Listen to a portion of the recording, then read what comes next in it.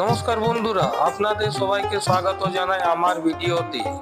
আজ আমরা এমনই একটি গাছ নিয়ে আলোচনা করব যে গাছটি আমাদের আশেপাশে অনেক সময় দেখতে পাওয়া যায়, কিন্তু অনেকে গাছটিকে সঠিকভাবে চেনেন। গাছটির নাম হচ্ছে কলকাসুন্দা। আবার অনেকে জায়গায় একে কলকাসুন্দা নামেও ডাকা হয়।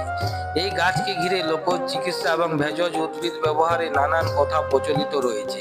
গাছটির পাতা, ফুল ও বীজ নিয়ে বিভিন্ন অঞ্চলে বিভিন্ন ধরনের ব্যবহার দেখা যায়। তবে শুরুতে একটা গুরুত্বপূর্ণ কথা বলে রাখি, এই ভিডিওতে ভেষজ ব্যবহারের কথা বলা হবে এবং তার অনেকটাই ঐতিহ্যগত এবং লোকজ ব্যবহারের উপর ভিত্তি করে। এগুলোকে কোনো রোগের নিশ্চিত চিকিৎসা হিসাবে ধরে নেওয়া উচিত নয়।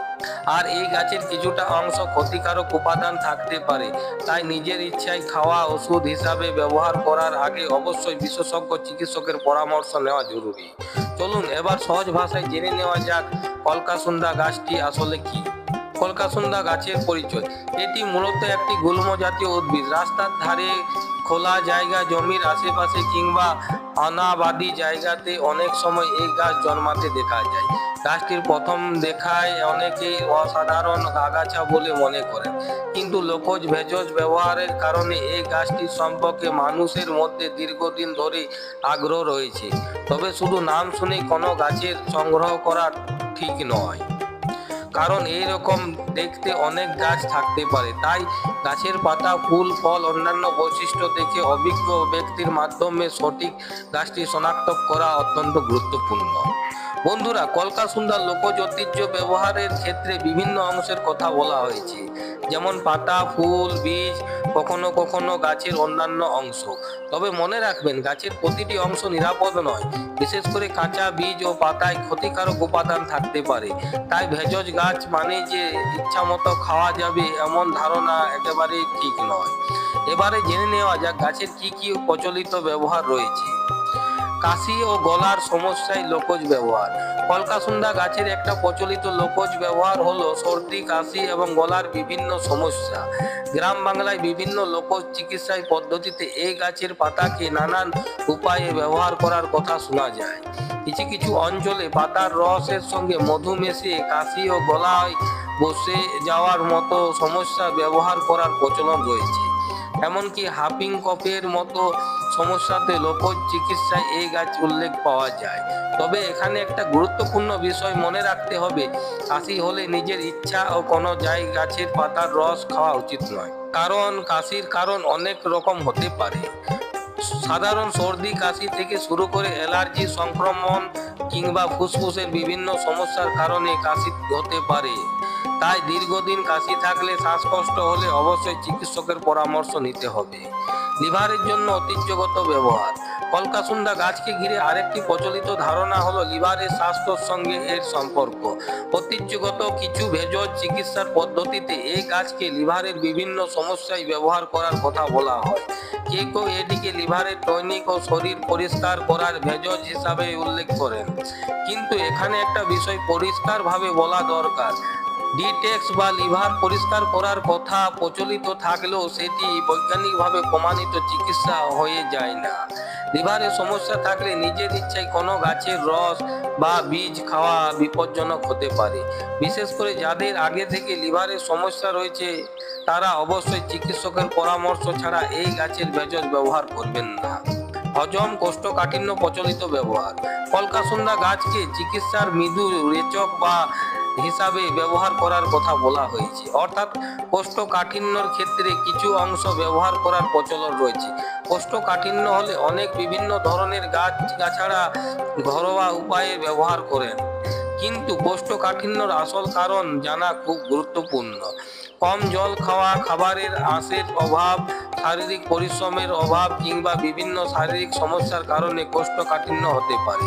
তাই শুধু কোনো ভেষজ ব্যবহার করলে যে সমস্যার স্থায়ী সমাধান হবে এমনটা ধরে নেওয়া ঠিক নয়। ত্বকের সমস্যা এবং চর্মরোগ, লোকজ ব্যবহার। কলকাসুন্দা গাছের পাতার ব্যবহার ত্বকের কিছুটা সমস্যাতেও লোকজ চিকিৎসায় প্রচলিত আছে। কিছু অঞ্চলে পাতাকে সেদ্ধ করে পাতার পেস্ট তৈরি করে বিভিন্ন সমস্যার বাইরে থেকে বিভিন্ন ব্যবহার করার কথা বলা হয়েছে। চামড়ার ক্ষত, চুলকানি কিংবা বিভিন্ন ধরনের ত্বকের সমস্যায় ব্যবহারের সম্পর্কে লোকের ধারণা রয়েছে, কিন্তু ত্বকের সমস্যা হলে প্রথমে বুঝতে হবে যে সেটি আসলে কি ধরনের সমস্যা। কারণ সব চুলকানি এবং ফুসকুড়ির চিকিৎসার এক নয়। কারণ যদি ত্বকে কোনো পেস্ট লাগানোর পর জ্বালা এবং লালচে ভাব, ফোলা, অ্যালার্জি দেখা যায়, তাহলে সঙ্গে সঙ্গে ব্যবহার বন্ধ করতে হয়। অ্যালার্জি শরীর ফুলে যাওয়ার ক্ষেত্রে প্রচলিত ব্যবহার। কিছু কিছু লোক চিকিৎসার পদ্ধতিতে শরীরের কোনো অংশ চাকা হয়ে ফুলে যাওয়া ত্বকের অস্তিত্ব ক্ষেত্রে কলকাসুন্দার পাতা সেদ্ধ করে ব্যবহার করার কথা বলা হয়েছে। শরীরে হঠাৎ চাকা ফোলা এবং অ্যালার্জি দেখা দিলে বিষয়টি হালকা ভেবে নেওয়া উচিত নয়। বিশেষ করে যদি ঠোঁট ফুলে যায়, মুখের চোখ ফুলে যায় এবং শ্বাস নিতে কষ্ট হয়, গলা আটকে আসার মতো অনুভূত হয়, তাহলে একটা গুরুতর অ্যালার্জির লক্ষণ হতে পারে। এমন অবস্থায় ভেষজের উপর নির্ভর না করে দ্রুত চিকিৎসা নেওয়া উচিত। কিন্তু রক্ত পরিষ্কার করার কথা কেন বলা হয়? কলকাসুন্দা গাছের লোকমুখে আরেকটি কথা প্রচলিত আছে, এর পাতা শরীরে দূষিত রক্ত পরিষ্কার করতে সাহায্য করে। কিছু লোক চিকিৎসার পদ্ধতিতে এই গাছকে রক্ত শোধক হিসাবে উল্লেখ করা হয়েছে, কিন্তু কিছু চিকিৎসা বিজ্ঞানের দৃষ্টিতে রক্ত পরিষ্কার করার কথাটি খুব সাধারণ একটি লোকজ ধারণা। শরীরের রক্তের মূলত আমাদের লিভার ও কিডনির বিভিন্ন বর্জ্য পদার্থ প্রক্রিয়ার বের করে দেওয়ার কাজ গুরুত্বপূর্ণ ভূমিকা পালন করে। তাই শুধু রক্ত পরিষ্কার করার জন্য নিজের ইচ্ছায় কলকাসুন্দার পাতা রস খাওয়াটা উচিত নয়। কলকাসুন্দা গাছ নিয়ে সবচেয়ে গুরুত্বপূর্ণ সতর্কতা। বন্ধুরা, এতক্ষণ আমরা কলকাসুন্দা গাছের বিভিন্ন প্রচলিত ব্যবহার সম্পর্কে জানলাম, কিন্তু অংশটি খুব মন দিয়ে শুনবেন। কলকাসুন্দা মানে যে সম্পূর্ণ নিরাপদ ভেষজ এমনটা ভাবা একেবারে ঠিক নয়। এই গাছের বিশেষ করে কাঁচা বীজ ও পাতায় ক্ষতিকারক বিষাক্ত উপাদান থাকতে পারে। পরিমাণে ভুল পদ্ধতিতে ব্যবহার করলে শরীরের ক্ষতি হতে পারে। বিশেষ করে শিশুদের ক্ষেত্রে ঝুঁকি আরো বেশি হতে পারে। তাই শুধু ইউটিউবে ভিডিও দেখে কোনো গাছের পাতা এবং বীজ রস খাওয়াটা উচিত নয়। গাছটি দেখতে হবে কলকাসুন্দার মতো হলেও সেটি সঠিক গাছ কিনা সেদিকে নিশ্চিত হওয়া দরকার। কারা বিশেষভাবে সাবধান থাকবেন? যারা গর্ভবতী, যাদের লিভার ও কিডনির সমস্যা রয়েছে, যারা নিয়মিত কোনো ওষুধ খান অথবা যাদের শরীরে কোনো গুরুতর সমস্যা রয়েছে, তাদের ক্ষেত্রে নিজের ইচ্ছায় এই গাছটি ব্যবহার করা একেবারে উচিত নয়।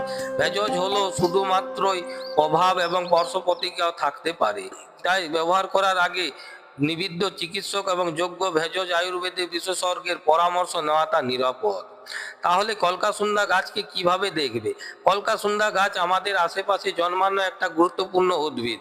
লোক চিকিৎসা এবং ঐতিহ্যগত ব্যবহারে এই গাছ বিভিন্ন অংশের কথা বলা হয়েছে। কাশি, হজমের সমস্যা, কোষ্ঠকাঠিন্য, ত্বকের বিভিন্ন সমস্যা এবং নানান কিছু ক্ষেত্রে প্রচলিত ব্যবহার সম্পর্কে আমরা জানতে পারি। কিন্তু প্রচলিত ব্যবহার আর প্রমাণিত চিকিৎসা এক জিনিস নয়। কোনো গাছের উপকারিতা সম্পর্কে শুনলে সেটিকে ওষুধের বিকল্প হিসাবে ব্যবহার করা উচিত নয়।